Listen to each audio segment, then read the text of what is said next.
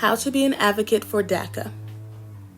In this presentation, I am going to explain what DACA is and ways to show advocacy towards DACA recipients, mixed status families, and just showing that you care about the status of the DACA recipient. So yeah.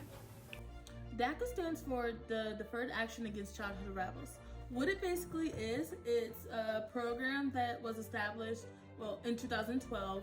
President Obama put it into executive order when he was in office, in his second term, and basically it protected children, now adults, that were brought here by their families when their families came here, and it protects them from being deported back to their family's country of origin. Their future lies in uncertainty. No one actually knows exactly what will happen, what bills will be passed and what acts will be passed, and basically if they'll ever be able to be considered real citizens. It's uncertain, and that's not something that you want to be a part of. Anyone would want to be a part of. You don't want to know that, in the next 2 years I might have to go back to my country of origin where I literally know nothing about. I know no one there. This is not where I feel like I belong. I don't feel as connected with that as other people might. People might feel like America is their home. This is someplace they were born, they were raised, they went to our school systems, they did everything as American citizens. But there is something that's stopping them from being considered citizens here. And we as a people should be able to fight for change for that. That's not something you would want if the tables were turned and it was your situation. I think the first and foremost thing is actually getting informed, finding out what is right, what is wrong. Everyone has their own way of processing things, but there's facts about the situation that we all can learn. You can literally go anywhere. With me being in California, I can literally just go down the street and ask someone. I'll most likely find someone who knows someone that is dealing with this process or going through this process or has family members or they're going through the process themselves trying to get DACA. We can, offer our services to them for free, volunteer our time with them. Most of us are human services professionals. We know how to offer therapy sessions. We know how to talk to people. We can do that for them. Most of these people probably don't have that option available to them, or they don't know who they can go to. So, we can help with that. We can also give more resources so people can know exactly where they can go, who they can go to, who is willing to help them, and who's not going to use what they bring to them against them. That's something that I'm assuming that most people worry about, because you want to make sure that you can go to a safe space and you don't have to worry about someone using that against you, blackmail. I'm going to go here, tell them such and such. I'm going to tell them that you are an immigrant and you're here illegally. They want to make sure that they are safe. So we can provide a safe space for them, and we can do what it takes. Again, back to our services we can provide. We can provide mental health services. We can provide caseworker services, the stuff that we do as human services for them as a volunteer activity. If we can maybe start a class of teaching people who might be bilingual, or if some of us are bilingual, we could teach people in Spanish and let them be able to communicate and show them how we help other people, and they're able to take that back and help people who might trust them more than they would trust us. That's one way of providing advocacy. So another way we can advocate as human services professionals, or just anyone who wants to be an advocate for the DACA recipients and people going through these immigration laws that are just unjust, is we can protest. By protesting, you can go to certain marches, certain rallies and stuff. They have different events made for people who want to either get informed and to help out. All you have to do is just, you can look on Facebook, you can look on local websites that show the upcoming events for DACA recipients. Another thing we can do as people who want to advocate is we can write letters to government officials. Even though most people might believe, oh, government officials, they're not going to read my letter, they actually do take into consideration of how the people think, how people in this country think about this kind of situation. This is something that most people, want to get other people's testimonies and understand, oh, someone that's going through that, how has that affected you? How does this affect you? They want to see us explain and, talk about how we feel. And if some of them don't care that, just keep sending them letters, keep letting them be informed about the laws they should change. That is something that shows that you're advocating. It shows that you are persistent in helping these recipients. Another way you can show advocacy or showing that you're advocating is by starting fundraisers, raising money for the DACA recipients or like the bigger events that they have. One way like your money can go far is by finding someone who might need to pay their DACA. The DACA fees are almost $500. And then other fees after that normally equal to $500. Not everyone has $500. So you can start a fundraiser that fundraises towards that, or and while you're doing your fundraiser, you can inform people that way too.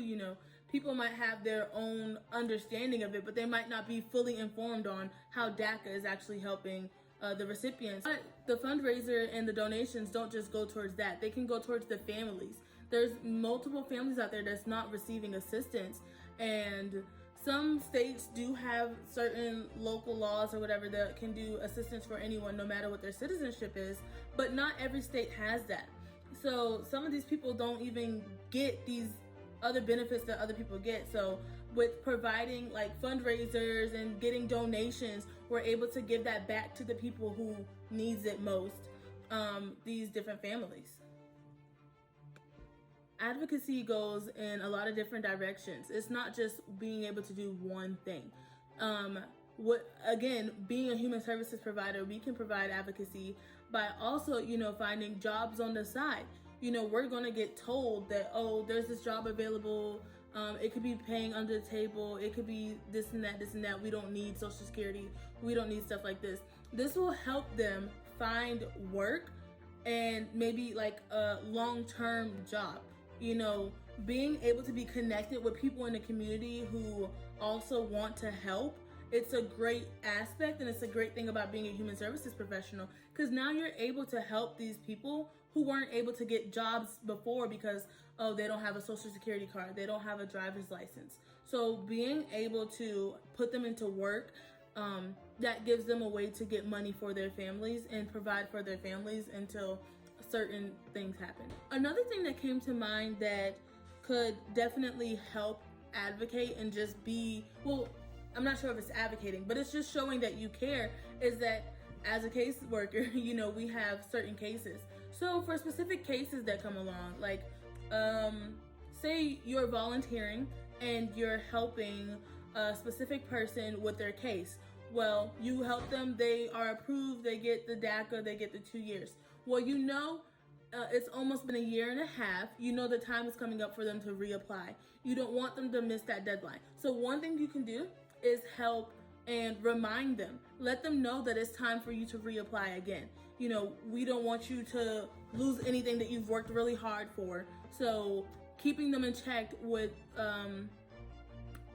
the reminder of when they should reapply is also a great way of just, showing that you care and, having a connection with them. That's going to build a connection with them because they're going to see that you care. You don't want anything to stop them from, being able to prosper. So definitely having that aspect is, again, like I said before, being able to inform yourself and inform other people.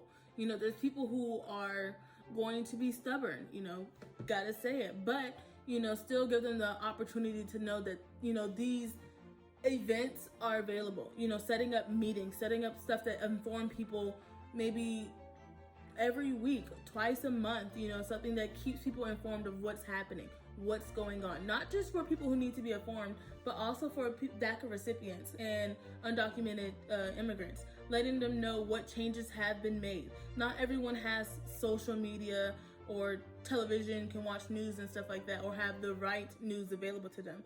So, maybe printing out a fact sheet once a month of any changes happen, giving that out to people in the community to spread awareness of what's going on.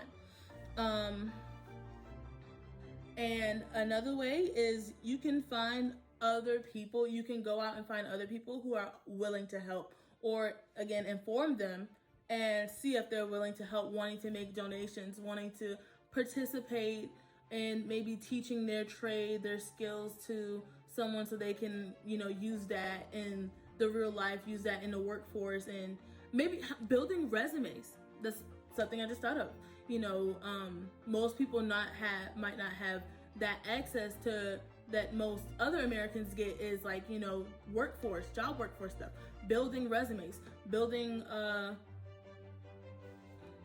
an advocator, I'm able to realize, that we as Americans, or people in this country, we as Americans in this country, citizens, we have access to all kinds of assistant programs. We have access to these funds and stuff. Well, now, since we're advocating for people who aren't citizens, we can help establish these programs for them. Like, try to make it a government program. Ask the government, force and be persistent with government officials and letting them know that they need programs of assistance of some kind. We can be advocating towards that, and we can also be helping start it up or build it up as advocators. In conclusion, those are just some ways that I, as a human services provider, could advocate for the policy DACA. There's a lot of different ways that we as providers can advocate for DACA, and there's also, being able to share advocacy ways with other people, and, getting people, informed and wanting to learn more. It's just, what we can do as a part of the advocacy. It goes a long way. It shows people that, we actually care about this, and this is something that means, true, and something that's true and dear to us. So, yeah, thank you. I just would love to add that I really enjoyed working on this project / presentation. I have honestly learned so much about the DACA program from doing this assignment, and now I'm just excited to share more information to people I know, and I'm able to correct people when they say wrong information, or I'm able to learn from other people and hear more testimonies about this. It's not something that I took into consideration, but now after doing this project, I can say that I'm greatly informed, and I'm greatly blessed to have been able to learn more about it. So, yeah, thank you so much.